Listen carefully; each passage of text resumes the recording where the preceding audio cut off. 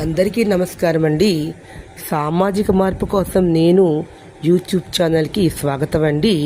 నా వీడియోని లైక్ చేయండి, షేర్ చేయండి, మీకు నచ్చితే సబ్స్క్రైబ్ చేయండి.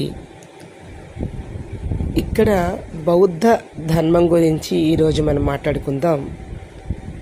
బుద్ధుని యొక్క బోధనలు ఈనాటికి కూడా ప్రపంచంలో ఉన్నటువంటి అన్ని దేశాలకి కూడా ఆదర్శప్రాయంగా నిలుస్తాయి.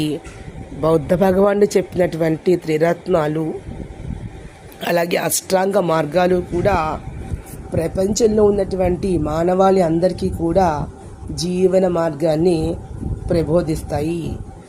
ఇప్పుడు కూడా ప్రశాంతంగా ఉండాలి, ఏకాగ్రతగా ఉండాలి.